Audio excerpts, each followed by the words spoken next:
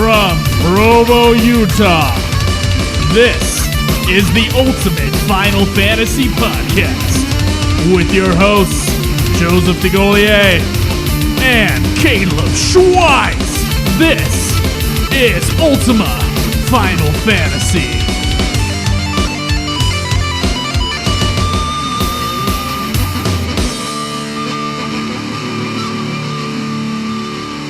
Welcome to another episode of Ultima Final Fantasy, the Ultimate Final Fantasy Podcast. I'm your host, Caleb Schweiss. I am Joe. We got two other people in here. Let's have you guys go. I'm MechaMessiah. And I'm Caleb Craig. And today we are going to be talking with MechaMessiah, one of our supporters on Patreon. So everybody give him a hand.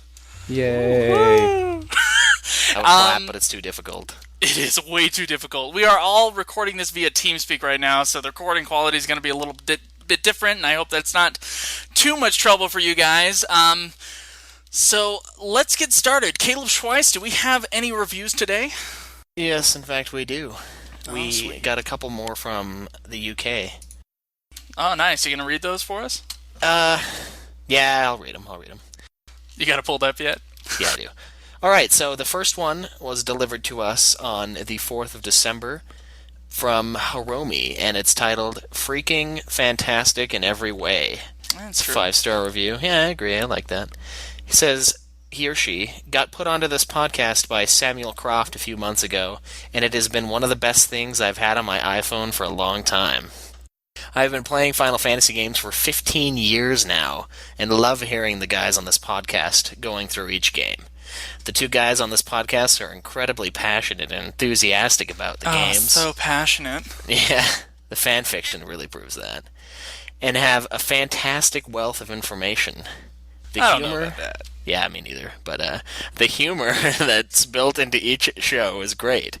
They have researched behind the legendary titles and have produced some great content on the history of the games that I have personally enjoyed. I've just joined soon. You're cutting out twice. Oh, am I okay now? You're okay now. Thanks very much for the great content and keep up the great work. Oh, that was sweet. Who was that from? It was from Hiromi. Thank you very much, Hiromi, and I know we have one more, don't we? We do. It's another one from the 6th of December from Robert Callan, titled What a Podcast. Wow, this podcast has single-handedly rekindled my love affair with Final Fantasy. I've listened to other Final Fantasy podcasts, and though I enjoy them, they focus too much on FF News or Final Fantasy XIV. These guys do a perfect mix of news and game talk, that being a small section of news and lots of talk about the games themselves, which is what fans really want here. The podcast hosts are also what makes the podcast so good, being quite funny dudes that obviously love the subject matter they are talking about. Keep up the great work, guys. P.S. It's worth listening just to hear their rendition of Otherworld from Final Fantasy X. Reworked lyrics for the question segment. Thank you very much. That took us a couple hours to do, didn't it?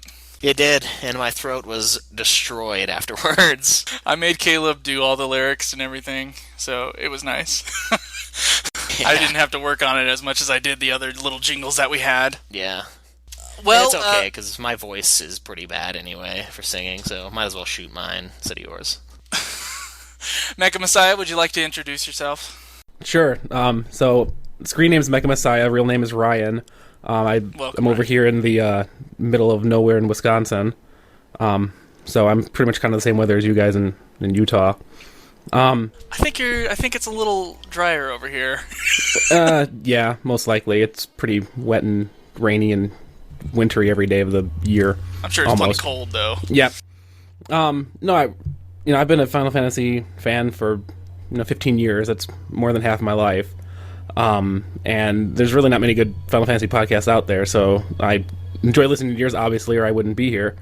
And yeah, I'm a huge, Final Fantasy 14 player. I was trying to get in with Caleb Craig every now and then, but I think just scheduling kind of sucks with that, with jobs and family and everything. But yeah, it's an honor to be here. I'm glad to be able to enjoy discussions and just, shoot the breeze about Final Fantasy for a while. That'll be great. All right. Well, thank you very much for being on and supporting us on Patreon. We're happy to have you here tonight, and we've set up this whole TeamSpeak bullshit just for interviews with you and with any other people that come along for Patreon or anybody else who listen to our podcasts. We have a TeamSpeak 3 account up for you guys, so check out the forums and make sure to check that out. Shall we get to news, everybody? Yeah, let's do it. News.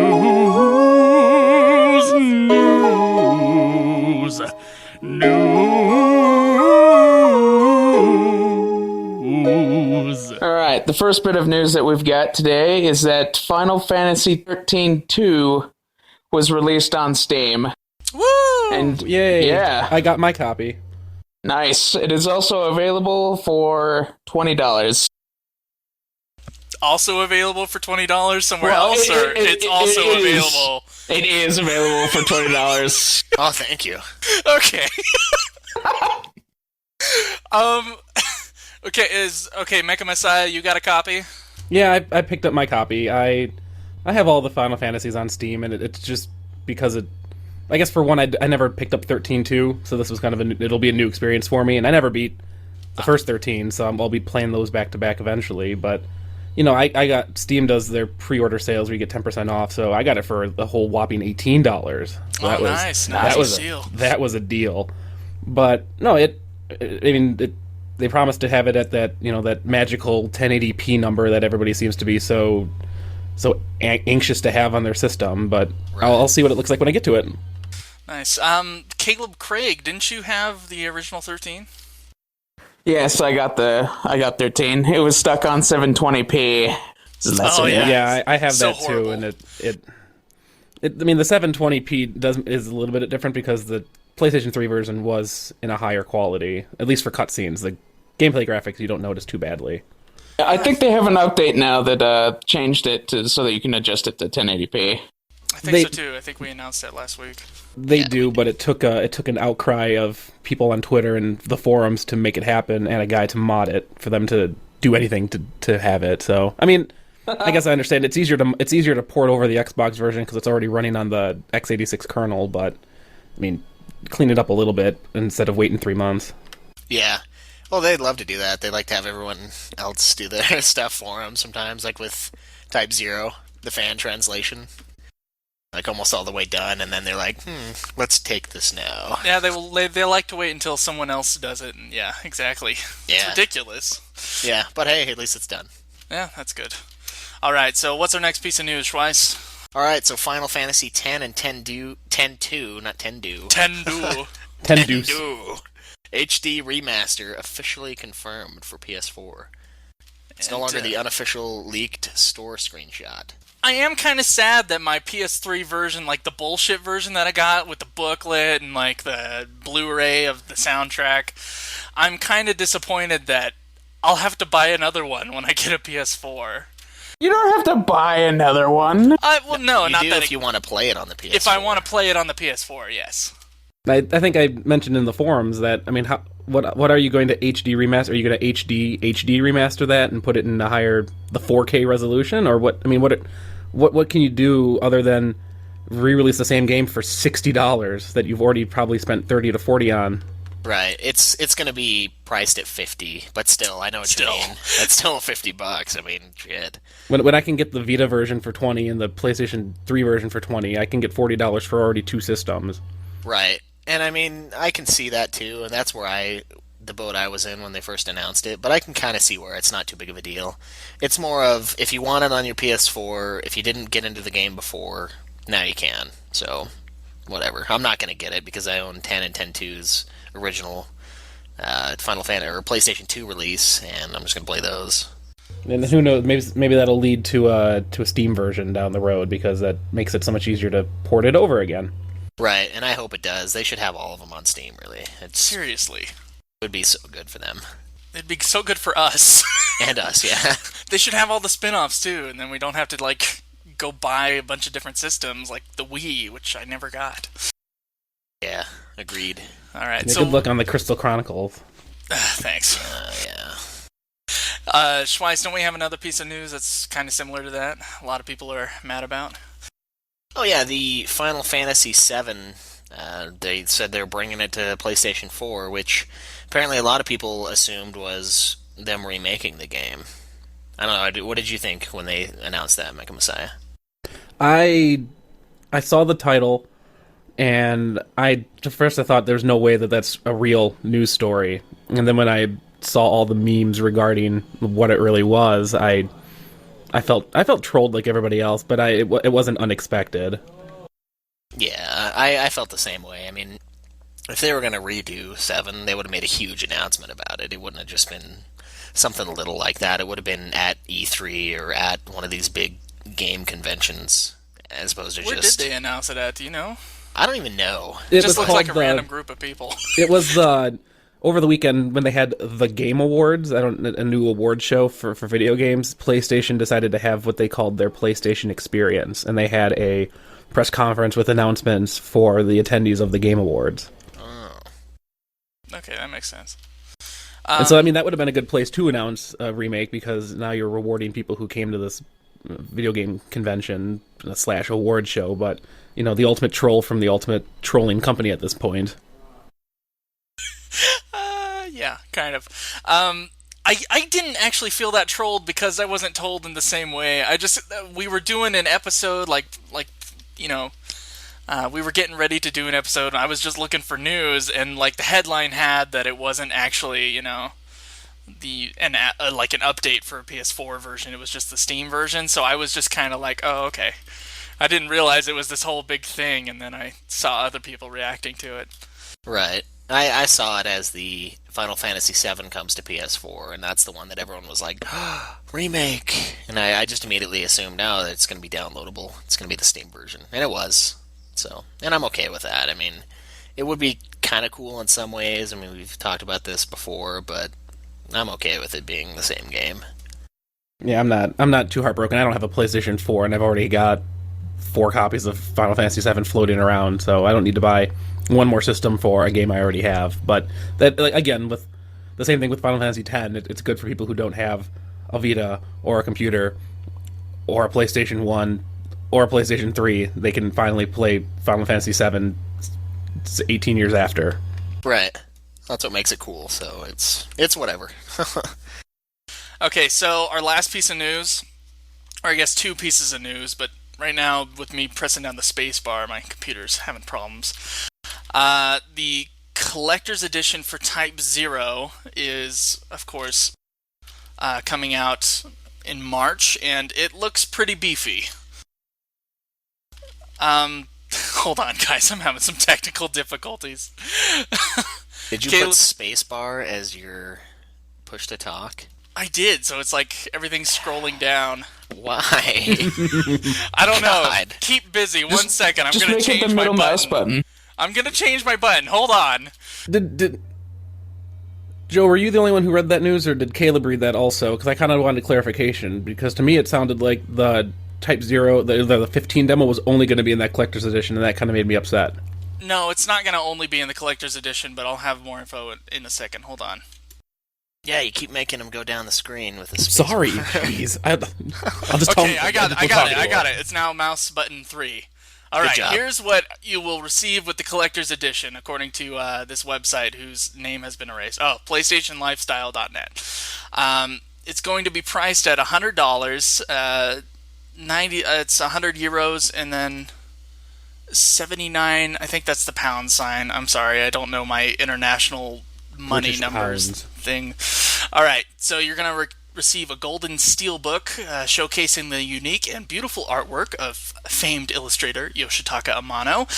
It will include a copy of the game, of course.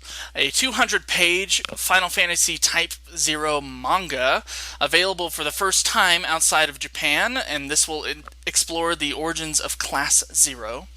The Composer's Selection soundtrack CD featuring 15 tracks, specifically chosen by the original soundtrack composer Takeharu Ishimoto. An 80-page hardcover art book title Classic 0 842, chronicling the characters, enemies, and world of the Orients with a variety of stunning, high-quality renders and concept art. Cards, 5 life size replicas of the iconic playing cards used in the game, and then a demo of Final Fantasy 15. But the demo of Final Fantasy 15, there's some trolling with that also from Square Enix. So the demo now is only going to be available with the day one editions of the game. So you have to pre-order it, a version with the demo, in order to get the game, or be there at launch in order to have a chance to get the Final Fantasy 15 pre-order. Apparently they only have a certain number that they're going to hand out. How do you guys feel about that? I mean, we all thought that it was going to be pretty much with every edition of Type 0. I felt like that's kind of what we were going for. I mean, assuming it doesn't, if it gets a Greatest Hits edition, I don't think we'd assume that, but, the original versions of the game. To be fair, I think when Crackdown came out, back in 2007, and that had the Halo 3 demo, the multiplayer beta in it, it was only for the initial batch. So I'm wondering if they're going to print out, let's say, 500,000 copies of a Day Zero edition, and then once that's through, you can't get it anymore. But 500,000 copies is a lot, so it may be open to more people than what they're currently making it sound like. But it could also be just a pre-order code in a certain set of them, or something that prints out at the register. Yeah, that's true. It could be that. Yeah.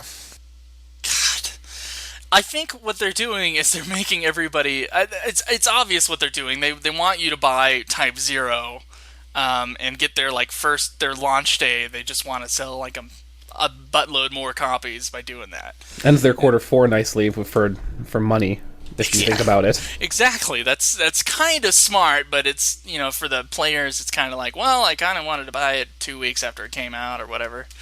Yeah, well, I was Doesn't allow kind of you planning. to do that.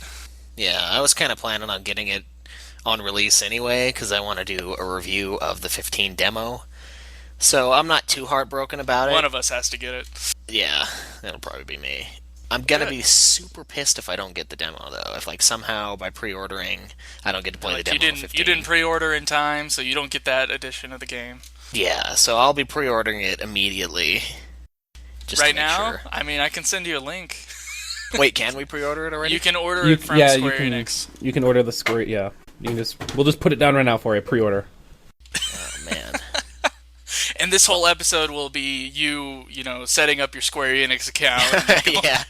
God, the password. It won't send it to my email. God, dude, it's a pain in the ass to sign up for Final Fantasy 11. I never want to do it again. That's another reason why I've just kept paying for it without playing it.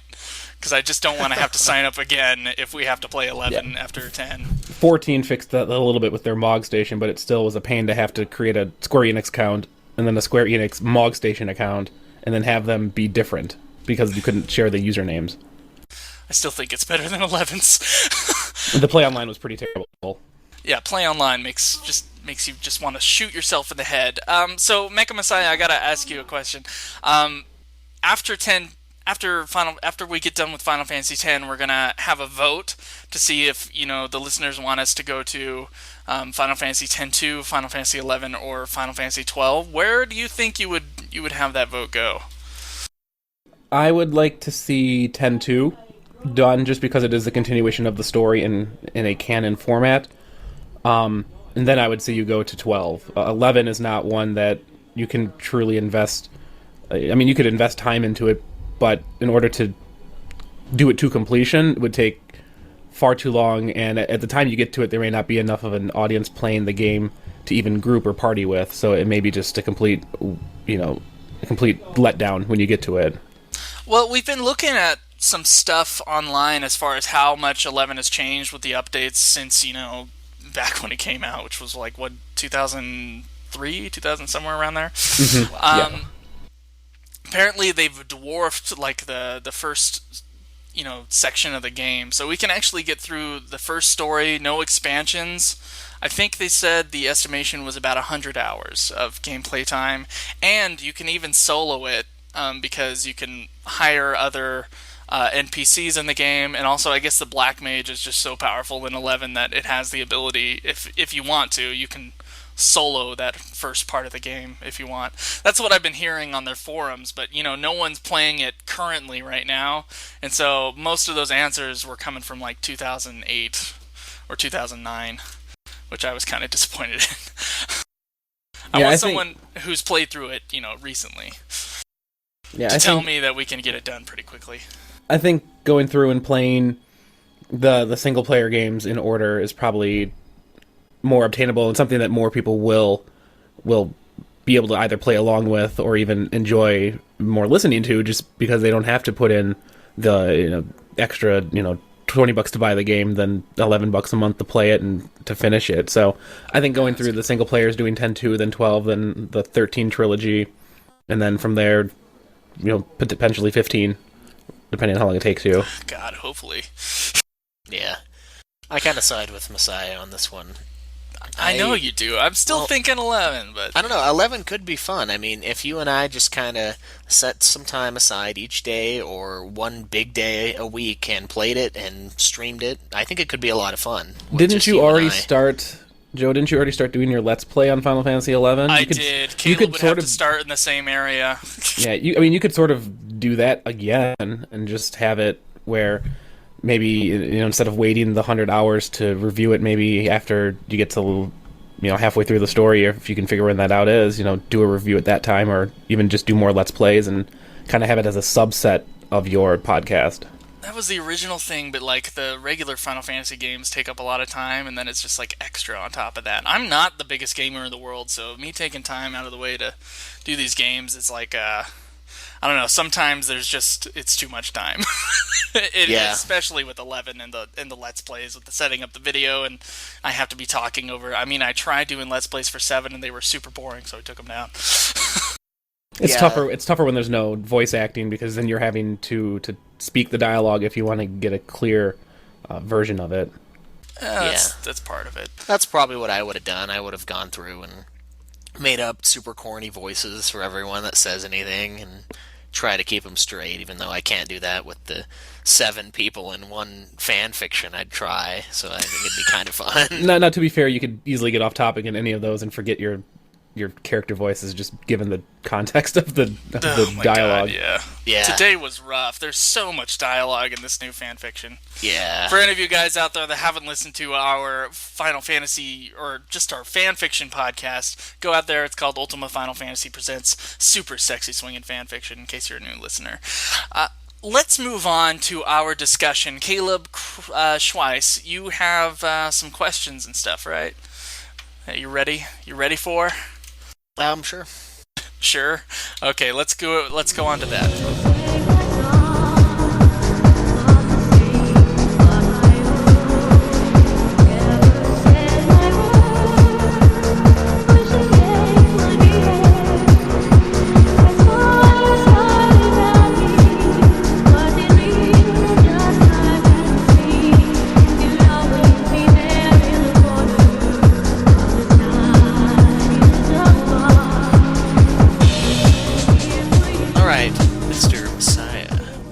Got you in to the Final Fantasy series?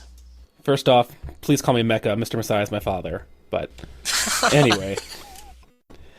No, I mean, we can even go back farther than that. I mean, we can talk about the first time that I even got into just video games in general, even before. I mean, I think there was a forum post that we did earlier that somebody posted asking, you bought this system for that or got this system for that. And back when I was 4 and 5, my parents picked up one of those old Socrates learning systems that was made by VTech. This was before Leapfrog and all that was very popular. But I got into the gaming, by learning, doing things like states and capitals and drawing. And they were really fun, and it allowed me to play with a computer when I was 4 and 5. But my first real console would have been the Super Nintendo, and I played that at a friend's house, and we were playing Mario World and then Mario Kart just for hours. And my parents held out on me, and the Santa left one when I was younger. Santa's pretty good at leaving video games. He's amazing. He knows exactly what I want for the video game system, and I don't even have to talk to him about it. So that was pretty fantastic. Do the elves program, do you think?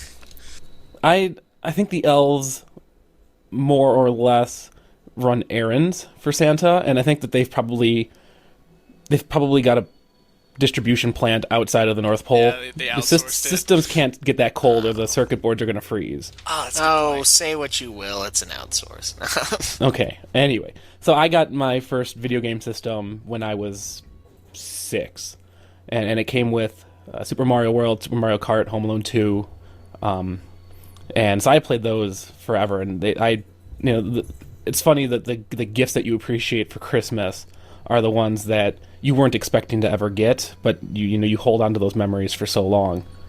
So I played those, and my mom was very strict on video games. And this was back in '92. I was 6, and games like Mortal Kombat were just starting to come out, and I got grounded for renting it because it didn't have the mature rating yet. So I was able to rent it. Mom caught me playing it and grounded me for a month. Took my system away, and I was pretty sheltered when it comes to video games. Every game that I bought had to be kind of previewed by them. The first mature game that I ever was able to purchase, I was 15, believe it or not, and it was Diablo 2. Oh, nice. So I think that might have been mine.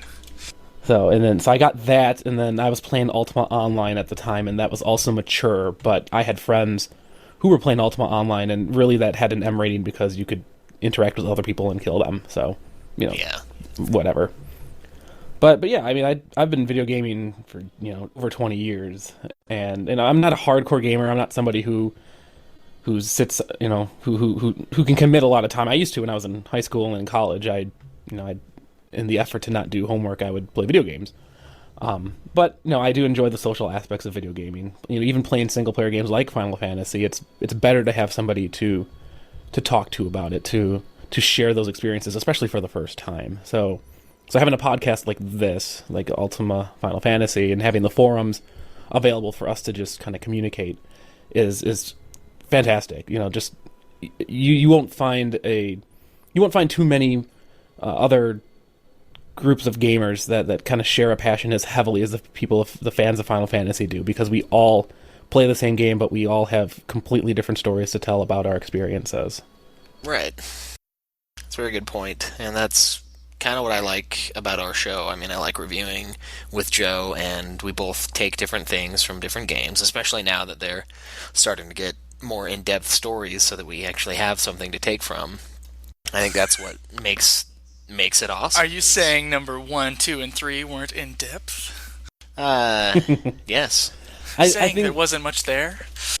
I think what helps with those first games, at least, you guys were playing different versions of those games. So even if you were playing the same game with very little depth, you still had different experiences, even within playing certain versions, because the person who plays the original NES version is going to have a terrible time playing it now, given that there's so much that we take for granted, such as auto-targeting and yeah, seriously, and cut off names and stuff that you're not sure what lit is or whatever, but now they've rebranded it to be Thunder or whatever. Lit? Yeah. Is that really what it used to be? In the NES version, it was Lit and Lit 2, and you're thinking, my what the heck are these? Lit? Am I going to light up a dungeon or something? I don't know. Yeah, Medio was my favorite one. I'm going to lit you up. The old Medios.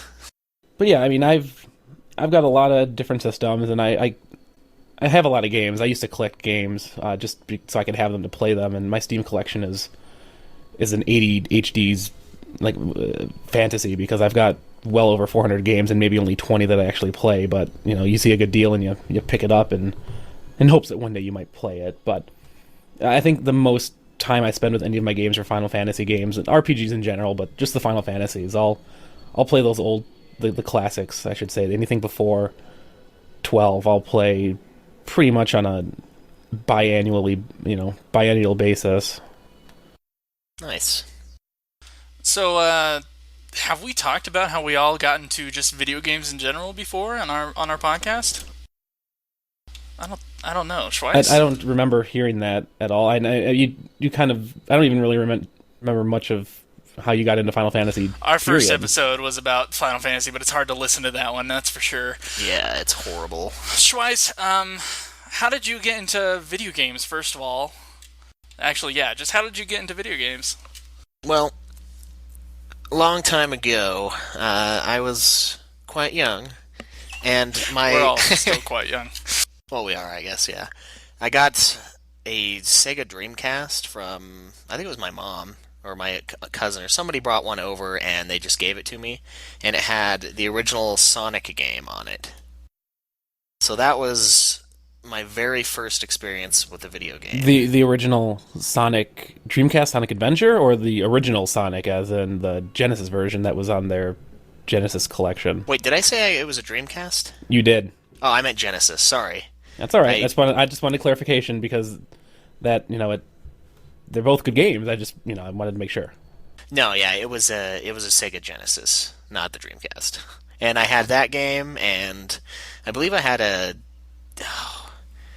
what are those? The ones where you have the whip, Caleb? Alter Beast. No, ones where you the had the Symphony of the Night. Castlevania? Yeah. It wasn't Symphony of the Night, obviously, but I had a Castlevania game on there, and that game was awesome. So that's really where I first started playing video games. And I think I gave the system back or something like that. I was still super young, so I wasn't really, really into them, but I enjoyed it. And then probably about 13 years ago, I got a PlayStation 1 from my aunt, and the reason why I got it is because I saw the Spyro game. It was like Spyro 2 or something, and it looked like so much fun, and she just gave it to me. And then I got Final Fantasy VII from one of her friends. He just gave me the game because he told me it was amazing, and once I figured decision out on his part. Yeah, well, I think he had already played through it, but it's still a bad decision. But once I figured out that the circle button was attack, I enjoyed it from then on. I could not figure it out, though. The X, I was like, what the hell is this game? What is happening here? Yeah, it was weird to have that be the command. They were copying what Nintendo did, as that was the kind of the main input, and every other Final Fantasy was X. So I think that's still the Japanese way of playing, is having the main action button on that side. At least that's what I heard. That could be total bullshit. They do that in the Smash Brothers for Wii U, and I had to change the controls because I could not stand having A be the main function key. Yeah. Hey, Caleb Craig, are you still here? Yeah. All right, you want to tell us about how you got into video games? I have a feeling you've been playing all your life. Pretty much. Right out of the womb, baby. God. Dr. Smackjing gave you a Game Boy and said, "Town, my son, go to town." Yeah. Because you were playing Pokemon, of course. Oh, Pokemon is the best. I got into gaming by playing a Super Nintendo. It was given to me and my brother for Christmas one time, and we just constantly were playing Super Mario World and Ninja Turtles, Turtles in Time, which was awesome. And we also got Street Fighter 2, which got me into fighting games, and I love fighting games, but nobody ever plays with me. So, are you too good? Because people who are too good, I don't play with. Well, I'm not the best, but I'm better than everybody I know. Except for Dylan. That's not true. Dylan is my equal. I don't know. I can make you ring out constantly in Soul Calibur. If I you love charge Soul at me, Calibur. I'll That's just my jump favorite. above you. Yeah. Yeah. Calibur can be broken, but I love here's it. the thing. You buy the new Mortal Kombat, and then we both play it, and we're both pretty much equal at it. And then I go away, and then you play the fuck out of it, and then I come back, and you're like, oh, then it's all boring for you because I can't, play against you that well. So it's not that you play fighting games better. It's that you'll take the time, play them outside of just people coming over, and then you'll beat the shit out of everyone. I hardly ever play fighting games outside of people coming over, and you always button mash the crap out of Shiva with that jump move. You know what? Who the fuck is that one that goes completely across the screen and then just kicks you down and there's no way to block it? What's her name? Sonya Blade. See? That's what you do. Don't even try that crap. That's my counter to you, man. And I think we've gotten a little off topic. I don't think so. I don't think it's all that off topic. I think fighting games are essential to anybody's history of video games, because I don't play Mortal Kombat at all. I've stayed away from Mortal Kombat, not because my mom grounded me and I'm afraid she's going to do it again, but it's more of I like Soul Calibur because of the weapon-based fighting, I like Dead or Alive because it's counter-based, meaning you can't just button mash to win. You actually have to have skill to play it, and I suck at it, so I'm not trying to say that I'm good at it, but, you know, who doesn't enjoy swords and boobs, right? I don't know, man. I don't like them at the same time, maybe. No, of course not. But, I mean, It's a little bit of a turn when the girls on from at the Dead or same Alive time, are done, they go play volleyball, and that's a fun game, too, and that has no fighting in it. Oh, nice. Yeah, that's true. That's always intense. All right, so wait, did you say how you got into games, Joe? Well, you know, my gaming story is pretty short because I didn't really get into games too much. I think the first games that I were exposed to, we had an original NES growing up. We just had one, and so I would play like 5 seconds of Zelda, get lost or die, and then I would play Super Mario, the original one, Super Mario Bros., and I'd play Duck Hunt all the time. I think Duck Hunt was my favorite game when I was like a little kid. A wee lad. A wee lad, yes. And then eventually the NES broke, and then my parents got rid of it, and then video games were banned from my house. And so I'd go over to my friend Justin's house, and we'd play. I realize I'm aging myself a little young here, but we'd play Halo 1 when I was like 11, and then Jesus, I feel old. yeah, sorry. It's not that old. That's okay. Halo 1, I was only like 15, so it's not that bad. Yeah, so we used to play Halo 1 and all that other stuff, and eventually I convinced my mom to like let me buy a handheld system, so I mowed some lawns for a few weeks, and I got a Game Boy Advance, and I had some like really crappy games on there, like the Bionicle game and Samurai Jack. I remember that being like super hard for me. Just because I wasn't used to playing video games like that. And that's kind of where Final Fantasy comes in, because eventually I was playing those things, and then I think my mom kind of just like gave up on the no video games in the house idea, and so she let me get a PlayStation 1. And I didn't have any games for the PlayStation 1 when I bought it, so the first thing I did was go over to my friend Dylan's house, who I'm surprised has never been on this podcast. And I borrowed Final Fantasy VIII, and so that's actually kind of where my video gaming started, was Final Fantasy VIII. I mean, legitimately, I actually played the game, not just for like 5 seconds and then put it down. Although I still kind of do that. So that's about it for me. How did you get into Final Fantasy, MechaMessiah? Did we touch on that? I think at the beginning I did a little bit, or maybe it was in our off-air discussion. In our off topic. Yeah. But no, I like any good story. It starts with a girl. I was in yeah, a little swinging sexy fan fiction when I was 13. Oh, gross.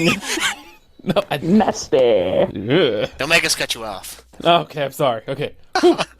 But no, there was a girl in my class. I mean, we were friends already, but she was playing Final Fantasy VIII, which is why that's kind of my favorite, just for the nostalgic reasons of it. But she wanted somebody to discuss and play the game with, and I was the only other person in our friend circle to have a PlayStation 1.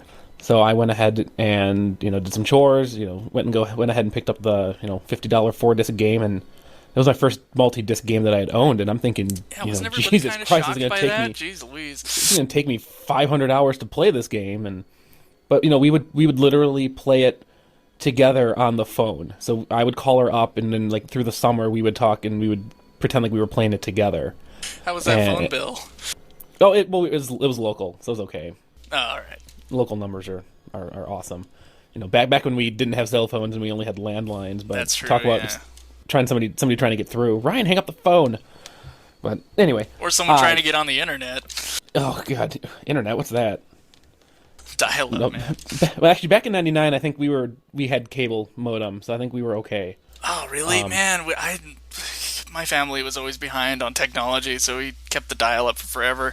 Yeah, me too. Through middle school. I was able to convince my parents. I have a very, very overactive silver tongue when it comes to trying to convince people on technology, which is why I spent 7 years working at Best Buy, because I could, sell snake oil. But I convinced her that we needed cable way before anybody else did because of the phone, and she goes, "I guess that's a good idea." So I think we had cable relatively early. But anyway, off topic. I spent the summer playing Final Fantasy, and we would, spend hours just talking and playing it, and that's kind of why I like playing RPGs in a social setting. I can play a single player game, that's fine, but I would love to have people to discuss it with, which is why like book clubs or RPG clubs are so fascinating to me, because we all will have a different experience in the same game. Yeah, that is true. Caleb Craig, you want to talk about how you got into Final Fantasy? The Final Fantasy, huh? Si, senor. Well, basically the story starts with me and Caleb arguing over whether Legend of Zelda or Final Fantasy was better. I had never played a Final Fantasy at that point, and he's like, dude, you should play. And so he let me borrow his Final Fantasy 7 and 8, and I played them and really enjoyed them. And that really got me into it, and so I started playing the other ones. I got a question for you, Caleb Craig. Were you disappointed playing Final Fantasy 7, then going to Final Fantasy 8 and realizing that they had nothing in common? Because when I played 8 and then went to 9 and they were not a continuation of the story, I felt a little cheated for the first 20 or 30 minutes I was playing the game. Yeah, I kind of did. I was like, what the shit is this? Why is nobody the same? This isn't the same world. Where'd all the technology go? I just found out that they were connected in no way. I think I read a Wikipedia article or watched a video or something that told me about the history of the Final Fantasy series, so that never really was a problem for me. Like, I never touched another game before knowing that. Yeah, I kind of knew going into them that they weren't going to be connected. So. That is interesting, though. I don't know how I would have felt if I had not known that ahead of time. I mean, I didn't even think twice at the time, because I was 13. I shouldn't say I was stupid or too young and naive, but I felt that if you're going to number your games, they should have some continuity besides Biggs and Wedge. Yeah. That's only some of them. Or Sid, I guess, would be the more common one. Yeah, Sid is always there, except for 1 and I think 1, maybe 2. I can't remember. Well, 1 didn't have any characters in it really at all. I think in the newer versions, I think they maybe went back and probably named a Sid here or there, but in the original they didn't. Yeah, they did. So, that's pretty cool. I already told you guys how I got into Final Fantasy, and interestingly enough, with your story on Final Fantasy VIII, me and one of my buddies, Jake, did that for Final Fantasy XII on all the rare game and the hunts. We would sit up super late at night on school nights and stuff. I'd steal the phone downstairs at my grandparents' house, and we'd just go through and just knock out all this stuff. At the end of the night, where you're like, you hang up. No, you hang up. I will admit I did that with her, and we had a really close friendship, and she always really harbored secret feelings for me, which became apparent in high school, but I never shared those same back, so it was kind of awkward. But it definitely, looking back at it, we had those, you hang up. No, you hang up. I'm still playing. Well, I'm still playing too, so you hang up. And it was kind of awkward. I just want to see two dudes doing that. Ooh, yeah. It would be kind of, I wasn't thinking of it that way, but yeah. Yeah, no comment on that. Pleading the fifth. It's because it happened. It's a good method. Schweiss, don't you have something for us? Like a quiz of some kind? Oh, I do believe I have decided to rip off Union directly. So what I'm going to do... So is this going to be a... Okay, Schweiss, explain it. What I'm thinking of doing is... I've got 7 questions here that only true Final Fantasy fans, and maybe some semi-true Final Fantasy fans, should be able to answer. And I'm kind of thinking we'll have MechaMessiah answer first, and if he answers incorrectly, then Joe can steal it, and whoever gets the most is better, I guess. We didn't know Caleb Craig was going to be here, or else I guess we'd have more questions. Actually, I say we, but I didn't prepare any of these questions, so I have no idea what Schweiss is going to say. Yeah, so that's the only way I figured it could be fair. Oh man, I don't know. My knowledge before 6 is pretty limited to your podcast, and then playing it years ago. Oh, that's okay. Most of them are actually 6 and up, so you're good. Woo! Alright, so let's do this. Question 1. In the Temple of the Ancients from Final Fantasy VII, what time was incorrectly listed on the Roman numeraled clock? Oh, fuck you, Schweiss. He goes first. It is a difficult one. Let's all agree not to use Google. Yeah, oh my goodness. I'm trying to even remember that part of the game. I don't know. I got nothing. What time was incorrect on the Roman numeral? Yeah, it was 1 through 12, like a clock. Yeah, I think it was. I'm gonna say 4. Correct. Ah! You're lucky. That was it was luck. It was process of elimination because really your options are 4, 6, 9, and 11. Yeah, because of the extra I. Hey, let's go back and forth and make it a game. Yeah, that's what I'm saying. It's Joe's Woo, turn. 1 point to Ryan. Right. Yay! Yeah, Good job, Ryan won, Joe nothing. Right at the beginning, you can't say that shit. Well, it's true. All right, so Ryan won. Joe coming up next. yeah. All right, so question 2: how do you obtain the ultimate sword in Final Fantasy VI, Joe?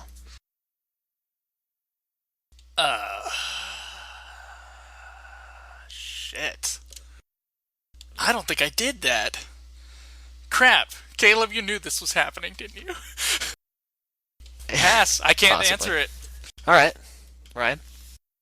Oh man, Final Fantasy VI is like my worst one. Are you talking? You said ultimate sword. Are you talking like ultimate weapon, or are you talking? What's the name of the sword, Schweiss?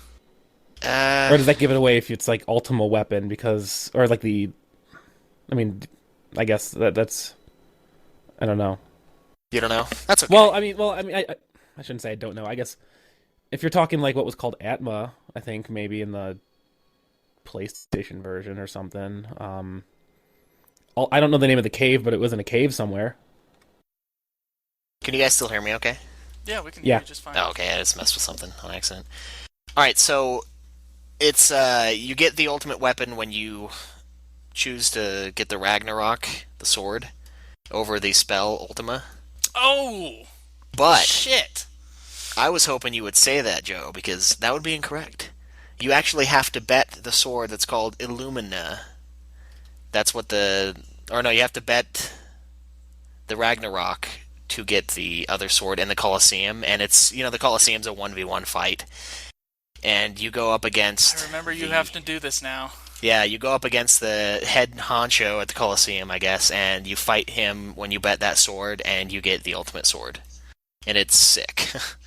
So it's still MechaMessiah 1, Joe 0. Yep. Alright, so MechaMessiah.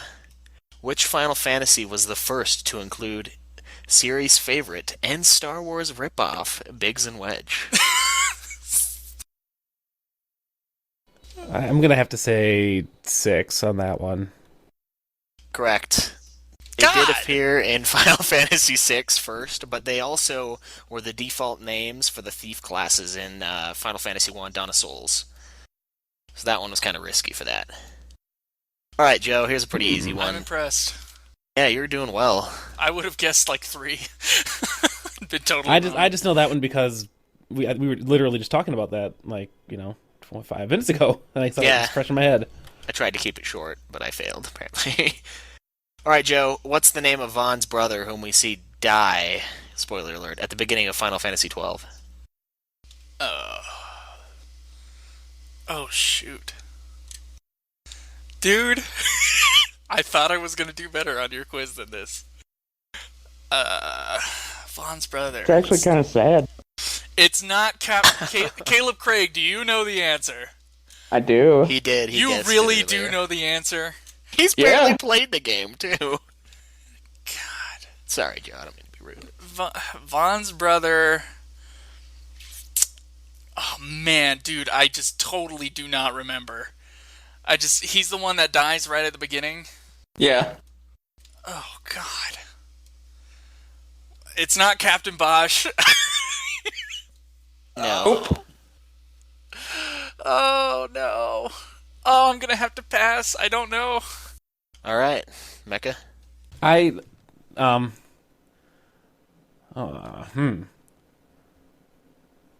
No, I think I've probably played as much or as little as Caleb Craig on this game.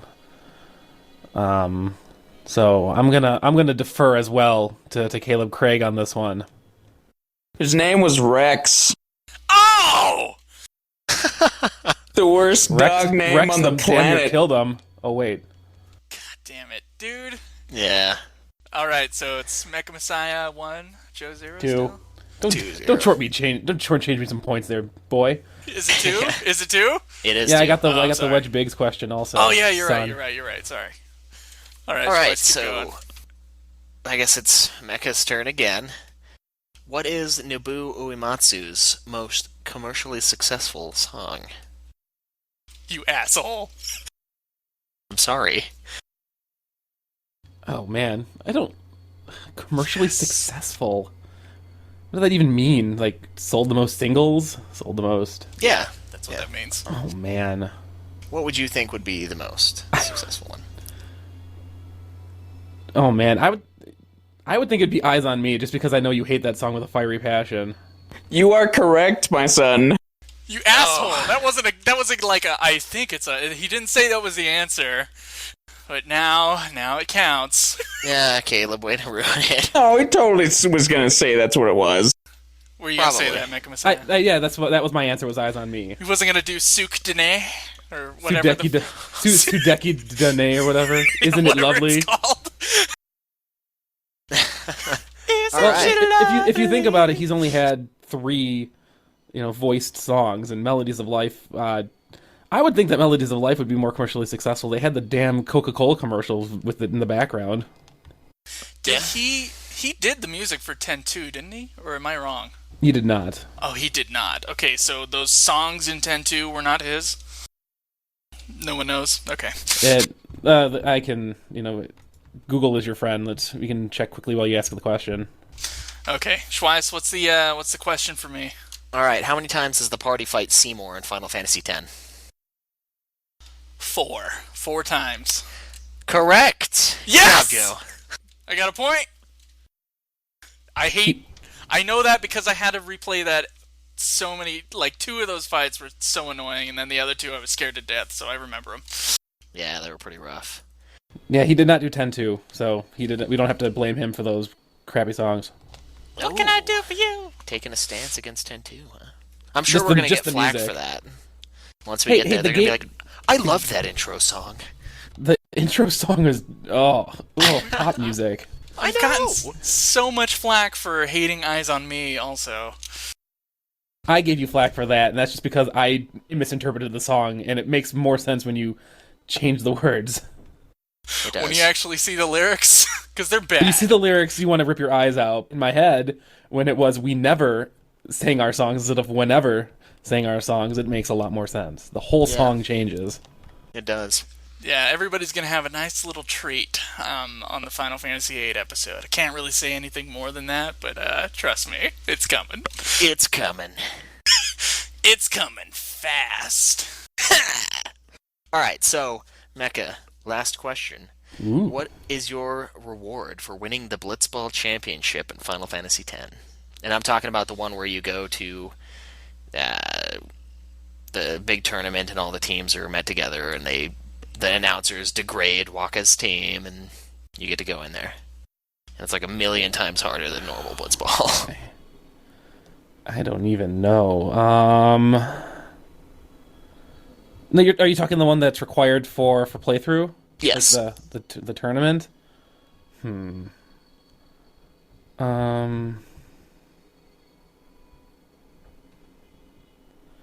God, I feel like it was something that wasn't worth the gameplay. Damn This it. is a ridiculous question.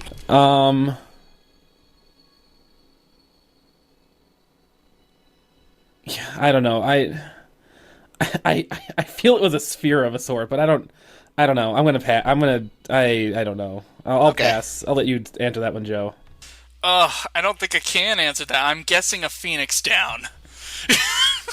Okay. Phoenix down! That's my final answer. Okay, well, you were close, MechaMessiah. You do get a strength sphere, and Waka is holding a trophy instead of the Blitzball after the tournament, and there's like some changed NPC dialogue, but that's it. It's not worth it. I never did it because it was such a pain in the ass. It is sick. Okay, So is it's that not worth it. I had a coworker who, wished day and night that they would release just a standalone Blitzball game, because Square would always consider doing that, but it was, I can't play Blitzball. I can't even look at it. I just lose the game as quick as I can. That is my least favorite part of that game, is when you're forced to play Blitzball beyond your will. It's not too bad once you get outside of that tournament. It's a lot easier. Plus, when you start recruiting people, you can recruit brother. It's like Yuna's cousin and Riku's brother. He's sick. Like, with him, you basically destroy everything. I'll give it this, at least with 10, there's not a huge steep difficulty curve when you get to that point of the game. But when Final Fantasy IX forces you to play Tetramaster, and you haven't touched the damn cards the whole time you've played the game, you're kind of worthless in that area. You get some pretty good stuff for beating that tournament. I don't remember that part of the game. Of course, it's been so long since I played 9. I don't remember having to be forced to play the cards, but... Yeah, when you get to Trino, that's the big ritzy town. There's an actual tournament that you have to play. At least, to be a part of. Yeah, and you can lose the first round and that's it. But if you go ahead and play it, I think you get some pretty neat items. I'll have to try that. I'm not sure. When we're to Final Fantasy IX. Okay, so I think we're about done with our discussion. MechaMessiah, do you have time to join us for a tactic? I do. I've got time for tactics up and down. All right, man. This is your tactics. Ooh, so I can explain it better than I type it.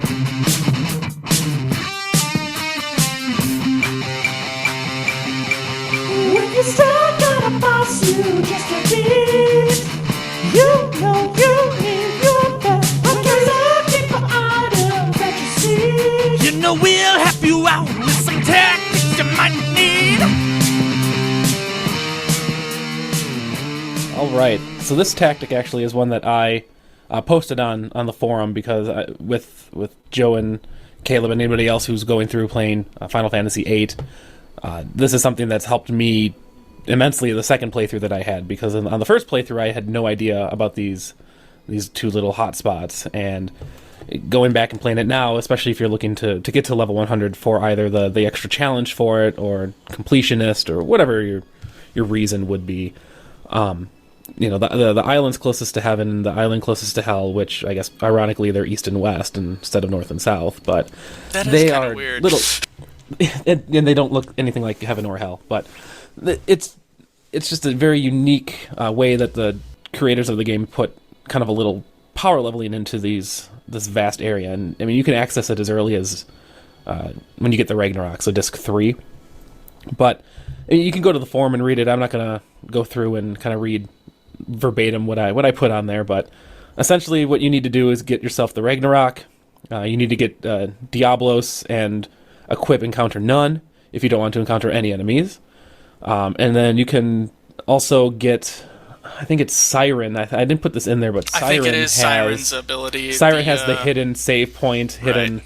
Yeah, hidden save point, draw point. You do need that also, but you equip those two things and go to the island closest to heaven and or hell, and run around. What I did is I just ran around like a madman and clicked on every single inch of terrain that I could find to get the to get all the draw points. And from what I can remember, I think all the draw points are kind of on the edge of both of the islands, so you can just kind of circle around. But I might not be right. Yeah, on that.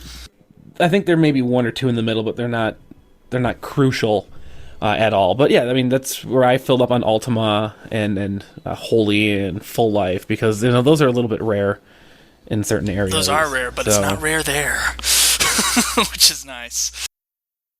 I think everybody does that when they do their playthrough, and they got to go online, get a map of where to draw this stuff at. It is really nice. I back when I started doing that, 15 years ago or 10 years ago, the internet wasn't populated with awesome maps like they are now. So I just ran around like a chicken with my head cut off and drew every little inch that I could. And I also remember, I guess, off tangent a bit, when I first started playing Final Fantasy VIII, like everybody else who didn't know how to junction magic. I junctioned my magic and then used it anyway because I was like, why not? I've got it. And then I'd get to the final fight, and why is my strength halved? Oh, I used Ultima in a battle a lot. But, I mean, these are two little nice islands that you can use to just level up your junctions if you're looking to just use magic for status and element and strength junctioning. And then the other trick on those 2 islands, if you want a power level, is to not equip Encounter None. Make sure that Quistis has Degenerator, and you can just cast Aura on her and let her fly with her Limit Break. Or you can test your luck and then just use Odin, and he can slice them up. And if you don't get Odin, you'll know within the first second of the battle. You can just run and try again. That's good. You got anything else for Final Fantasy VIII you wish to share? Don't mind the music. I like the music. Don't hate on Eyes on Me too much. We're going to. I'm sorry. I know you it's will. What's going to happen I'll be on okay. the Final Fantasy VIII episode. I'll be okay. I've aired my grievances already, and I know it gets a lot of flack because it is such a drastic change from what people regarded with Final Fantasy VII being the best. But if you look at the time in 1999 when that game came out, and I know everybody's a critic, but if you look at reviews from the time, it was getting better reviews than Final Fantasy VIII, or than Final Fantasy VII, excuse me, and it's because it was, a drastic change from that game with trying a bunch of new things, and they did them well. It's just not the norm, and it's the same thing with Final Fantasy 12 and 13. I mean, I would expect that in a couple years that we'll look back at Final Fantasy 13 with those rose-tinted glasses and say, "Yeah, it was a good game." At some point, there's got to be a lot of people that started on 13. I mean, it was such a big release, and it was for new gen. I believe there are a lot of people that start on 13. Like, they don't know anything about Final Fantasy, but like those Xbox players probably got Final Fantasy 13, and that's going to be where they're going to start. So they're going to love 13.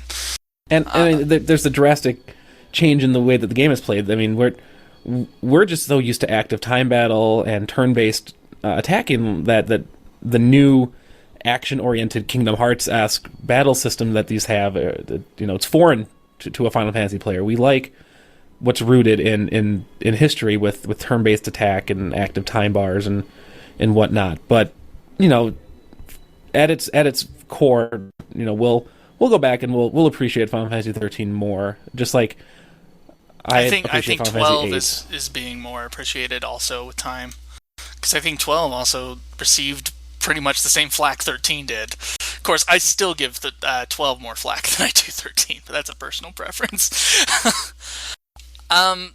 That's a really good point. We're gonna move on to our question segment right now, so let's get to it, shall we, guys? Questions for us. We would like to hear from you. To our forums. Or contact us on Twitter. Get on and ask your questions. We'll answer them within a week. This is the question segment. Ask and you will receive. Alright, so first up in questions is from our forums, which is awesome because it's a lot easier to get on these on Twitter, from Womble619, and he says, OMG, Square Enix the ultimate trolls. And it's from December 9th, and he says, I am so damn mad. As you probably know, I am gagging for an FF7 remake, and Square has just completely shitty and purposely trolled fans. See the video here. We've got the release video. What are your guys' reactions to this? I would really love a section in the next podcast where you discuss this twist of the knife in fans' sides. I feel like we already did. We did, but we'll touch on it again. They know so many people want FF7 remake, and this is just as bad as the time, if not worse, when they did a clip of FF7, the very intro, on PS3, and told everyone it was a demo, which was a little sick of him, I will admit. It was only really pissed off, especially when he says, we all know fans want FF7 on the PS4. Yes, but you know damn fucking well we didn't mean a port. I'm gonna take this one first. So yeah, we did talk about it earlier. And I know that when the PlayStation was announced in 2005 and they did that tech demo video, that was people's first big I guess, big tease for a Final Fantasy VII remake. But on PlayStation 2, when that was released, then in 2000 they did a tech demo of Final Fantasy VIII, and they did the scene from the dancing scene with Renoa and Squall, and that was kind of the same type of tease. Now they introduced it as it said Final Fantasy tech demo, so I think it was the media more kind of blowing it out of proportion, thinking that we were going to get that Final Fantasy VII that would be in conjunction with Advent Children. But I mean, the way that it was presented at the press conference was kind of the twist of the knife, because he came out on stage and said that it was something that fans have been wanting, and then it ended up just being Final Fantasy on PlayStation 4, which I'll be honest, I don't think any fan wanted Final Fantasy VII on PlayStation 4 in its current form. I think they just wanted a remake. So I do understand where Womble's coming from on that. I don't know, Caleb Craig, what do you feel? I feel like nobody should have expected it to be a remake, like I've said on the forums. Mostly because it would have been a bigger announcement. They would have been teasing it for months beforehand. Just stuff like that. And then I don't think fans really know that they don't want a Final Fantasy VII remake, because it's going to end up being either like a graphic overhaul, which would be nice, but it's not exactly the remake they wanted. And if they remake it, they're going to do something like they did with 3 and 4, where they change stuff, they add more story, they just add a bunch of stuff that nobody wants. And then more Kate Sith, because I would love more Kate Sith. He's my favorite character. Hate Kate Sith, but anyway, if they'll just add more stuff that nobody really wants. Be nice. It's still though. Just add stuff that nobody really wants, and then they'll get mad because it's not the same. I think the thing that would bug me the most would be like cutscenes with voice acting that you can't like turn off or something like that. They would probably add that. See, that's the thing that kind of bugs me. It's just like they'll probably post it up and make it look and sound like Advent Children, and I'm not really for that too much. You don't want more dilly dally shilly shally? I don't want more dilly dally shilly shally. That part of the movie. Oh, it's my favorite part. Oh, I'm sorry, I'm a mistake. I must listen to that podcast again, because I got a completely different tone out of that. Yeah. Maybe that was just me, because that was Rachel Lee Cook's voice, and I'm a huge fan of her. Yeah. She does have like the perfect voice for Tifa, but that line was just so retarded that Yeah. It does make no sense. Oh my god. Yeah. So I kind of agree with Caleb. I think they would add stuff that we feel like we want, but we really don't want. And I think the game's kind of fine in how it is. If they did a graphical overhaul of the game, I think it'd be fine. But putting in voice acting would kind of be treading on fans, sacred ground. And I wasn't really expecting this game to be this way. Anyway, I didn't think they were going to remaster it. So, yeah, they're a little trollish, but I wasn't expecting it. So I think we're in the mind. I think a lot of people kind of stand with Womble on this one. That's what it seems like. And I wish I could. I wish I could give words of, hope or words of agreement, but I just simply don't. Verbal hugs are the best we can do at this moment. Yes. So we feel for you, but don't expect anything in the next 15 years, I think. Oh my god, maybe like the 50th anniversary. How far off is that? The 2047? Not too far off, right? Yeah, we got time. Not too bad. We can do that. I don't know, when's the 25th anniversary? I can't do math in my head that quickly. That 2022. See, maybe then. That would make sense. Probably. But even still, that would be, the PlayStation 5 or PlayStation 6, and by that time, we would be back to, like, the Sega CD, and it'd be just live action based. It'd be acting instead of computer graphics. That would be interesting. Yeah. Caleb Craig, you played the remake version of 4. Did you ever play the original 2D one? Yeah, that was actually my first playthrough, was on the PS2. And did playing the same game with voice acting, how did that affect the game for you? I didn't really care for the voice acting, but for 4's remake, I really didn't mind most of the stuff. like the added story kind of helped since they didn't really add much to the story, especially in the earlier versions of 4. So I guess that was okay. But You mean like voice the acting, background information on not Zandy, but whatever his name is? Golbez. Golbez, yeah. Yeah, that was a little It's better. always fucking Zandy. That's like the first name that pops into my head for any bad guy in the 2D Final Fantasy games, except for I guess, Kefka. Zandy. It's always Zandy. And I know it's not. It's Golbez. Yeah, the voice acting wasn't that great. I mean, I guess they tried their best, but even then, like, nobody really wants it. Well, some people do. Oh, well, they're wrong.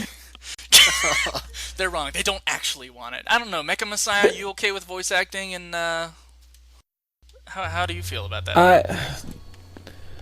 I think that voice acting after the fact is not as good. I think that the dialogue that's written is written differently than the dialogue that's spoken. So going back and reading this dialogue in a I guess for voiceover it loses some of the appeal because it's like when you're writing a script for a movie. You're writing different words than what you would be reading. So I think that doing it after the game's been released is not good. And I could see that with Final Fantasy VII. There are fan videos out there of people who did voiceover like God, I've seen those. voiceover mods or something, and they're just terrible. And part of it is because you're trying too hard or you're just making fun of it. But the dialogue that's written in the games for that sense, I leave it written. You know, you don't need to voice the main characters if they weren't intended to be voiced. You're kind of with just the graphical overhaul of it. Even that, I don't know. I feel like part of me is a purist and doesn't want the graphical overhaul. Yes. The only version of Final Fantasy IV that I played was the PSP version, which I got on my Vita. I had the Chronicles version on my PlayStation, but I had a friend steal that game too. I've got great friends apparently. But I played the complete collection, which had the updated 2D sprites, and that was awesome. That was really cool. But then you look at like the 3 and the 4 on the 3DS, and they just look terrible comparatively to what they are. So Little peg legs. and that's kind of a forum discussion now too. Is we're talking about the iOS versions a little bit and how they updated those sprites, and they look okay. I mean, but there are purists who want everything to just be the way it was, and it's kind of ironic that the same purists that want these games to stay the way they are the ones probably most clamoring for a remake of Final Fantasy VII. So I feel like I'm like a very elite sort of purist when it comes to these games. I don't think they really need to go back and do anything. And going with what you said earlier about they should leave it in the form. Twice put your mic closer to your face. Oh, sorry. So going back to what you said earlier about they should leave it in the original form, I think a lot of that is because over the years, through playing these games numerous times, we've developed the characters, how we want, how we feel they should sound, and how they should act. And then when you throw in voice acting, you basically throw all of that out the window. All of what you thought the character was is now their weird new voice. Well, yeah, it's like that with, it's this exact same thing that happens with books to movies. You know, you get these ideas of characters in your head, and then you go see the movie, and you're thinking, man, I didn't think that, Hermione looked like that, or I didn't think that I'm glad she does. Well, yeah, that was a bad example. I hope you're not talking about 12-year-old Hermione. No. I was young.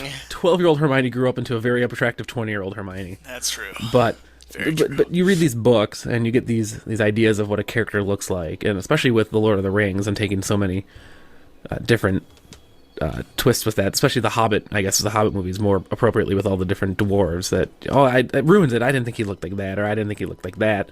And it's the same thing with voices. They would never sound like that in my game. They'd sound like this. So I do see your point on that one, Caleb.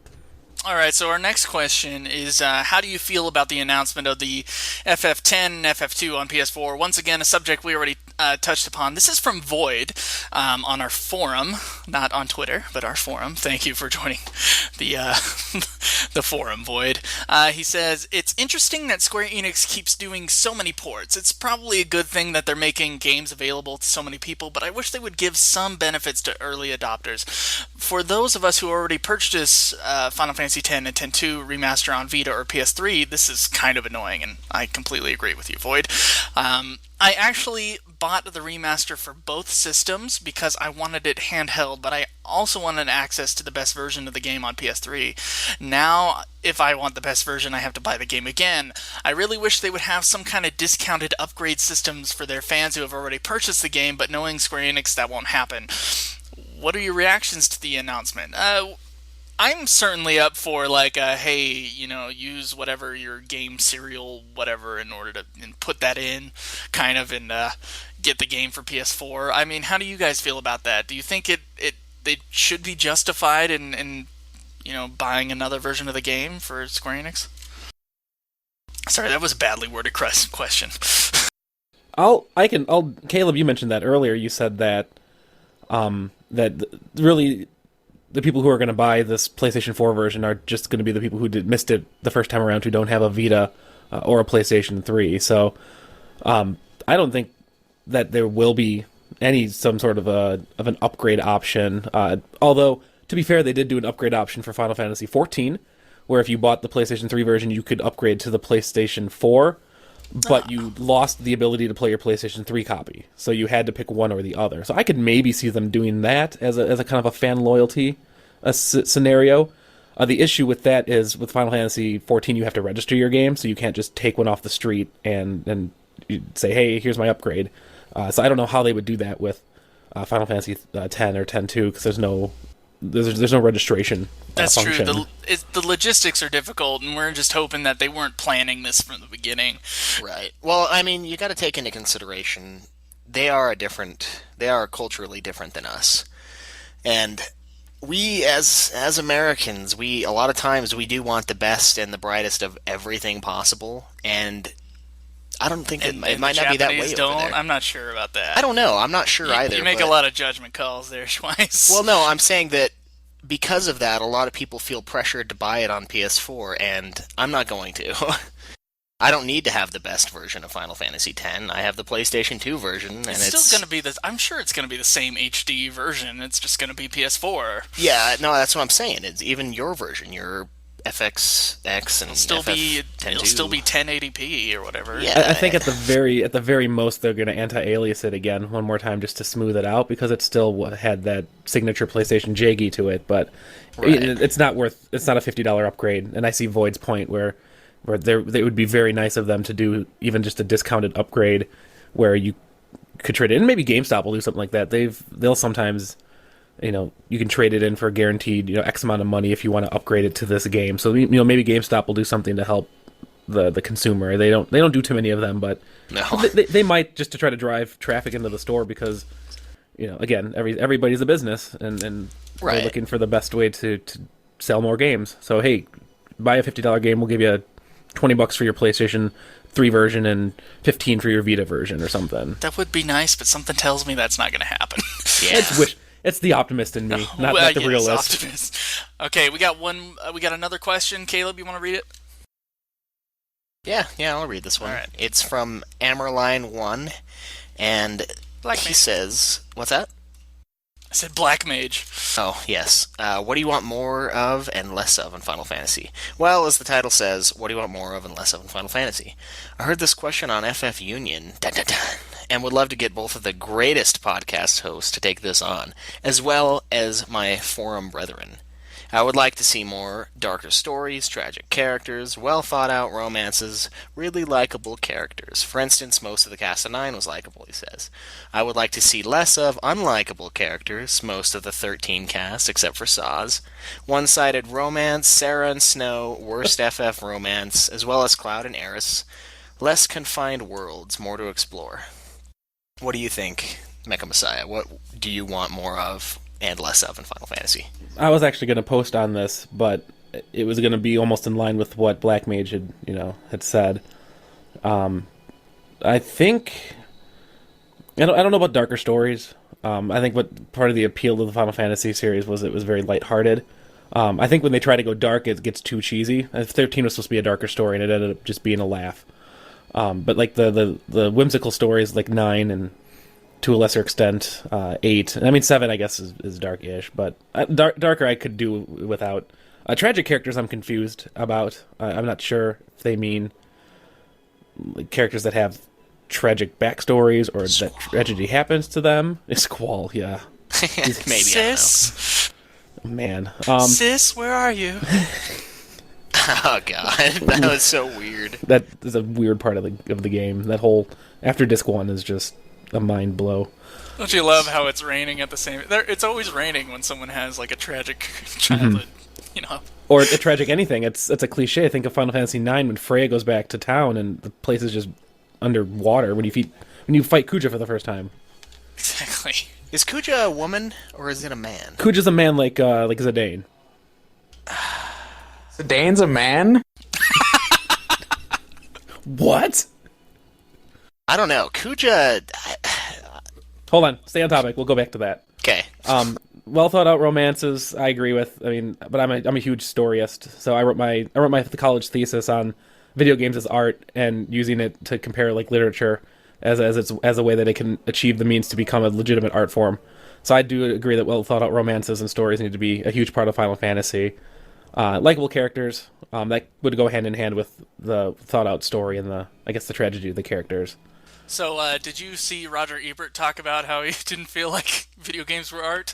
I did, and then I loved the outpour of thousands of emails and tweets to him about how it could be, and he rescinded a little bit. He never fully said that it was. He said a lot of people like recommended Shadow of the Colossus, and then he said, you know what, I'm not going to get into it. Yeah, and you I can think see it all on his blog. Yeah, rest in peace, Roger Ebert. Yes. But yeah, unlikable characters. I think it's funny that he says that most of the cast except for Saz was unlikable, and I found him the least tolerable in my opinion. Really, I found Sarah. Yeah, Well, Vanille. Vanille and Hope for me. Vanille turn on the Japanese, and it's a lot more tolerable. But it's just, her voice is what really kills it. One-sided romances, I do agree that's part of the thought-out romance that hand in hand. Confined worlds, I don't think we're gonna. I think that every world is confined. I mean, the illusion of open world. Yes. We have the illusion of open world because you can go anywhere, but you can't do anything anywhere. You go to a place that you're not supposed to be to yet. Everything's locked. Oh, that's true. And then there'll be just like one guy going, come back, some one-liner. Exactly. Yeah, and I'm like, dude, I could kill you and get behind there. I know what's in there, exactly. But you can't. Yeah, I see you. I do agree that I mean, we could all be armchair game designers and create the best Final Fantasy, but it would take a lot of time and a lot of effort for them to continue on these. But 15 looks to be a little bit more lighthearted, so I don't know if Darker Story is going to be what he's looking for in 15. It's got dark design. I'm not sure about the story. Yeah. No real romance either, except for the princess and the prince, I guess. Right. I felt 6 had a dark story, and it was an excellent game. Same with 7. I do feel like I think 6 and 7 both have dark stories, and they're both excellent games. I think 7 balances well the dark and the light. 6 is definitely more of a downer for most of it. Final Fantasy Tactics is definitely a downer. You're still the only one who's played that for very long. Which I find that funny, seeing that we were just talking about Civ off camera or off microphone, and I mean they're both strategy games of certain types. Yeah. Yeah. Caleb Craig, what would you like to see more and less of in Final Fantasy? Well, I'm honestly for less annoying characters, like no more characters like Riku. And hey, she's my favorite. Those for real. Shut up. Okay. So no, I don't want any more like child sex idols coming out of fucking Final Fantasy. Okay. And then I also want better stories because Final Fantasy Tactics is my favorite Final Fantasy, and it has the best story, I think. Anyway, so. So you just want less annoying characters and more. I want more stories. focus on story because. Okay, go ahead. Well, with like Final Fantasy Tactics, it had like one of the best stories I've ever seen come out of a Final Fantasy, and then its sequels just crapped on that and just forgot the story. And then some of the other Final Fantasies, gameplay specific. yeah, and then like some of the other Final Fantasies just don't really, they're not really story like driven. Like 13, they didn't really know what the story or anything about it was going to be until they released the demo. And I think story is something, and not really. Yeah, I feel like they should like focus more on the story though, and then that should be what they create the rest of it around. I agree with that a lot. That was that's definitely what I argued in my paper was you game design around the story instead of the concept and work from there. Story around the design instead. I think there's a fine line to that because I think I think I disagree with you. I think 13 did revolve around the story, but it kept growing and growing to out of proportion. And that's why they had to do 13.2 and 13.3, and they tried to fix what they broke, and they couldn't do a good job of it. I think there's something about the writing of 13 that's a little bit off on the storytelling. Certainly people that don't know Final Fantasy previously would probably look at that game and say, wow, that is an in-depth story. And in some ways it is in-depth, but it's not as well told as some of the previous Final Fantasies, of course. Certainly what I want more in the Final Fantasies, I'm actually kind of with Emerline one here.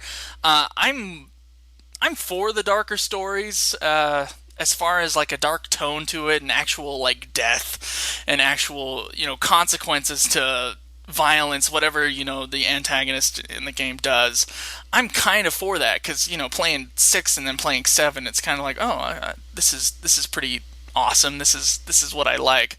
But I like that in a lot of my media. I like a lot of dark stuff. So maybe that's just me. Certainly, with the light-hearted characters, maybe I feel like the most annoying characters tend to be the ones that are supposed to be the most likable, but maybe I'm just reading that wrong, like Yuffie or Riku or any, like you were saying, Caleb Craig, any like annoying kid character I just detest. But, some people like. Alright, well, I guess it's my turn. So Yes, it's your turn, Schwein. what I want more of in Final Fantasy. Well, I would like more stories that aren't super convoluted. I know there's not a ton of them, and 8 is really rough for that, but 8 was a while ago, so I can't really say, I want more of this from this game that's, 17 years old or whatever. But I just want a really solid story, and I feel like that's been done pretty well since then. And 8's isn't completely horrible, obviously. There's some cool stuff in it, but it's kind of a stagger from 6, 7, and then 8. And then from what I hear of 9, it's amazing too, so it gets right back on track. So I want to see more solid stories like we got in the old days, like with 6 and with 4. Yeah. And the thing... And at the same time, if it doesn't have a fantastic story, like with 5, where most of the, 3/4 of the game was basically storyless, it has to be a blast to play. Because with a video game, at least for me, I need it to be fun and have a good story. Or at least one very strong point to outweigh the weak one of those two. I like the gameplay of 13, so I felt like even though 13's story was lacking, I think almost everybody in the world agrees that 13's story was lacking. I loved 13's gameplay, so it did kind of balance out for me as far as that goes. Now 12 is a different take. I feel like the story was lacking and the gameplay was not to my taste. What do you guys feel about that? On 13? Yeah, 13 or anything like that, as far as balance goes. Of course, MechaMessiah, how much of 13 have you played? I played up to Grand Pulse on 13. Oh, see, that's where everybody stops. That's the best part of the game. That's the problem. Grand Is we get so tired, and I say we as a collective of people who've stopped at Grand Pulse. I speak for us, and when I say we get sick and tired of the game when it gets to Grand Pulse, you just don't want to play, even if it does get better. Yeah, it's fun. It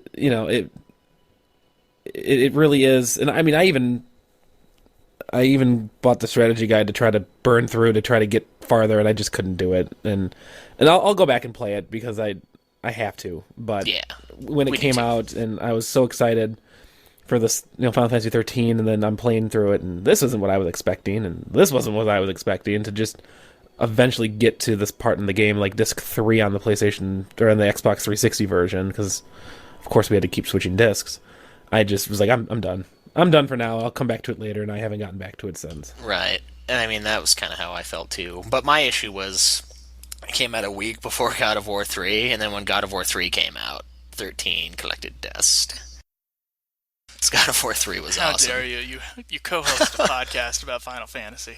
Hey man, if there were more God of Wars, I could do God of War. But yeah, so along with the really good story, I don't know, I just kind of want more of a variety in the main character.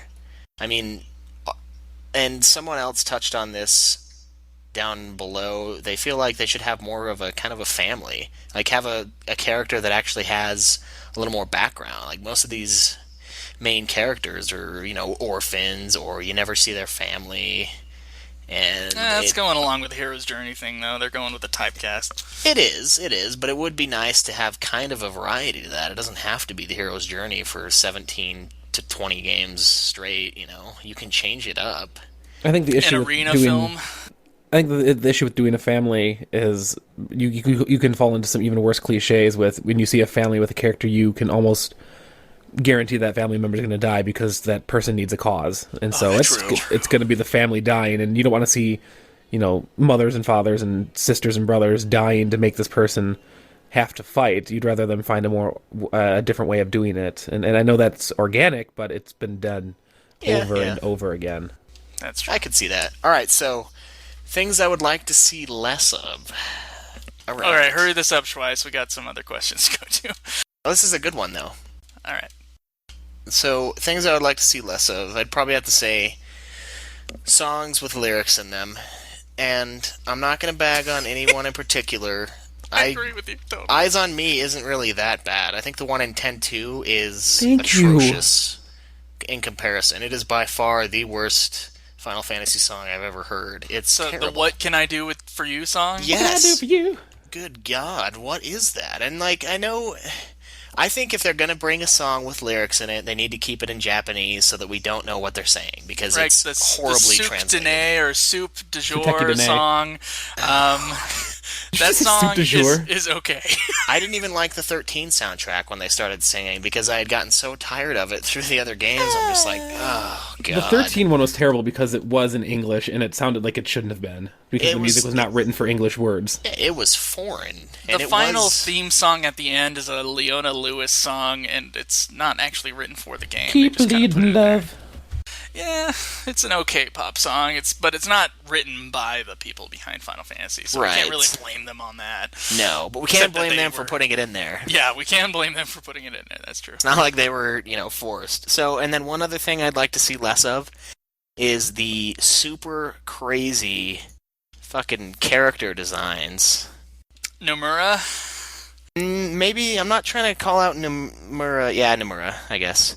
I like his artwork. Titus's pants. Titus's pants and Lulu's belts. And Seymour's hair. And Seymour's hair. Like, what is the point of that? It just, I think we're it's just so, talking about 10 at this point. it's so outlandish that I'm like, how am I supposed to feel like this is how am I supposed to have any connection to this dude when he has antlers as hair, I don't Like, think you're supposed to connect to Seymour. Well, I'm supposed to connect to the others, and Waka looks like a quail with his Are hair you okay that with way. Cloud's hair?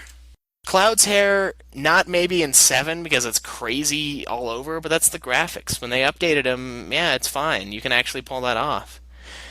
But Static X has shown us that you can pull anything off with true, with hair. but it just bugs me, and it doesn't. With 10, it's kind of nice because 10's obviously a fantastic game. I will not take anything away from it because of that. And the nice thing about 10 is they're talking, so you don't have to look at the characters as much, like their designs, and just be sitting there thinking, what the fuck? Or like Vaughn's shirt in 12. I'm like, why are you wearing a shirt? Just take it off. It's not a shirt. It's like a half. It's like a vest. It's a vest that's like 6 times too small. So he's just wearing it over his shoulders. Yeah, it's like, dude, get a new shirt. Oh my God, you've got the gill. I know you've got the gill. Well, he's also got the six-pack for the vest. Like, he can True. show that off. True. So those are the couple things that I'd like to see less of, and it's not big enough to where I'm going to obviously just hate the series, but those are the things I'm going to be critical of the most. All right, so our next question comes from Ren FM, who is a black mage on our forum. To gain the title of Final Fantasy, he says, "Hey guys, it's been a while. Been away on secret WRO business. Yeah, with so many side games and remakes Square has for FF, what do you think makes them decide what gets the Final Fantasy title? For example, Chrono Trigger or Bravely Default not being, Final Fantasy titles. So what do you think the process is for Square to design a game and then call it Final Fantasy if it's not like a main series game?" Well, some of those games, like Chrono Trigger, Secret of Mana, and Xenogears, I think, were meant to be Final Fantasy games, but then they changed them to be something else because they felt like they weren't Final Fantasy enough to be called Final Fantasy. I don't know what the criteria is now for them, but for the older games, they just didn't have the same feel. I find that's reverse logic because those older games like Chrono Trigger and Xenogears, they weren't fantasy enough, and that's why they probably weren't made into Final Fantasy games. To flip that around now to Bravely Default not being too modern enough for Final Fantasy, and so we gave it different titles. So I think it depends on what might be popular at the time, what their direction of Square Enix is looking to go in. I don't know if there's a set criteria though. That would be. I mean, I would think that different parts of their studio are in charge of making these games, and it's just, I don't know. Do you think there's a code of conduct or a like a rule book that has to have certain things in it, other than a character named Sid? I think for a main series Final Fantasy game, there probably is like some kind of connections. I mean, there's just a bunch of little ones, of course, that connect all the games together.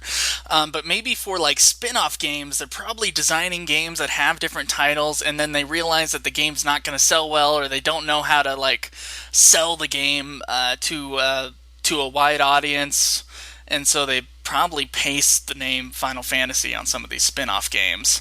Does anybody else feel that way? Yeah, I think they can do that. With a lot of the spin-offs, they're usually direct sequels or continuations, like with the Sevens. No, but like Final Fantasy Adventure or something like that. Yeah, with that, I think, I don't know, it's probably that case. I mean, the same thing with Spirits Within, I feel. They had no idea what to name this. They added the title Final Fantasy. Yeah, and they did. It has Final Fantasy themes in it. We talk about that in the episode. It's more Final Fantasy than a lot of people realize, but I feel like they've done that, and I don't know, it doesn't necessarily work, especially in the case of Spirits Within, but I feel like they probably have. I wonder how late in the process they're making these decisions as far as titles go. But we can never really know that information unless they just come out and say it. Yeah. All right, so our last question is from Void on the forums. Schweiss, do you want to read it? It's Final Fantasy Online. Yeah. Alright, so Void asks, I'm not sure how much of 11 and 14 you guys have played, but I feel like you've mentioned both on the podcast a number of times. How do they compare? I could never get into Final Fantasy 11 when I tried, but I've seen so much praise for 14 that I think I'd like to try it eventually. What's similar about them, and what is different? Okay, I've played a little bit of both. Who else has played these games? I've played both. I've only played 14. So Okay, so this will be me and MechaMessiah. For my very limited experience on both of the games, Final Fantasy XI is a lot like a demo for Final Fantasy XII, maybe. They took a lot of the ideas from Final Fantasy XI, a large world that you have to explore through walking on giant step planes or whatever, and you attack the enemies in real time, instead of getting into a random battle with them, which of course 14 is also like that. But 14 is a lot closer, from what I played of World of Warcraft, than Final Fantasy 11 is. Final Fantasy XI has convoluted keyboard systems for controls, and there's also not that many people playing it. But as far as feel for the game goes, 11 is it's a lot closer to 12, with, of course, without any voice acting that I've found through my very limited playthrough. 14's a little different, though. You play 14, there's a large open world out there for you to explore, and it's also really playable. So if you're going to play one or the other, definitely play 14. At least that's how I feel from the few hours that I've played of both of the games. I would agree with that. If you're going to try 11, there are private servers out there. I know that they're against the TOA, so I don't condone you using a private server, but if you want to play, I don't think there's anybody really stopping you at this point. But you can try it to get the gist of what the game is about on those servers. But 14 is worth an investment in playing. Now, like Joe said, Final Fantasy 11 does play kind of like 12. It's very archaic in comparison to today's massive multiplayer online games. The camera's fixed at a really weird angle. The controls, while you can play it with a keyboard with a controller, it was not meant to be played with a controller. So keyboard and mouse is your friend on that game. Whereas Final Fantasy 14 was meant to be played with a controller or a keyboard. So both controls are very natural. I posted on this in the forum. Final Fantasy 14, the first version, 1.0, is actually closer to 11 than it is to anything. It had that same type of combat system, and then they completely changed it in 2.0 to make it more action-oriented Warcraft style, which is more accessible to many fans. I never played 1.0. But I basically said it comes down to preference. Final Fantasy is, in the sea of MMOs out there, it is just another drip in the pool. But what makes 14 really special right now is the community is still young enough where if you get on a good server, I know Caleb Craig's kind of on a crappy server with not people who don't like to help very much, but if you get on a good server with a lot of people who play the game, you can find a tight-knit group to play with, to have fun with, and you can go through the whole story with very minimal grouping. And I know with 11, the last time I played 11, you were forced to group for a lot of it because the difficulty level was so skewed. But 14 to me is the quintessential MMO for this era because the story is fantastic. The music is memorable. I bought both of the soundtracks for it because both the 14 and 14.2 soundtracks were terrific. But yeah, it I guess it's up to preference on that void. I would give them both a try, but for 11, I wouldn't plop down $40 for the expansions to play it to not like it. I would find a private server and borrow a friend's CD to install it if you just want to see what the hype is, or even just watch Joe's Let's Plays. I mean, you'll get a good idea about the first couple levels doing that. Well, yeah, but he'll get an idea of how to play it, and he can avoid the frustration and just learn from yours. Right, learn from my mistakes. Oh, man. All right, so that's it for our question segment, and that is going to be it for our episode. MechaMessiah, thank you so much for being on our podcast today, and we might have you on in the next couple months. Who knows?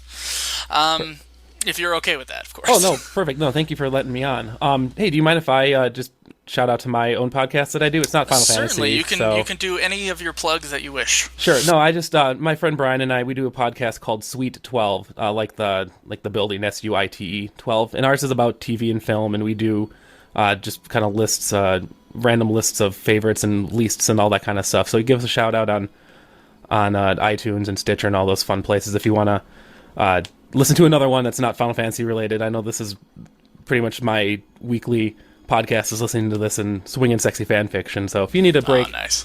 Go ahead and look up Suite 12, and we're there. We'll be there every week too for some different kind of discussion on movies and fun things. We just did our holiday episode, so Christmas movies galore. Sweet. Didn't you say you had an old podcast? It was the same one. Yeah, we did it 4 years ago. We took a hiatus. Okay. And in that 4 years, of course, I was in college and then movie, and I lost all those old audio archives. So we just decided to rebrand and just basically reboot Final Fantasy 14 style. Nice. So same podcast, same crew, but new topics and better equipment. So it makes it all more fun. Way to go.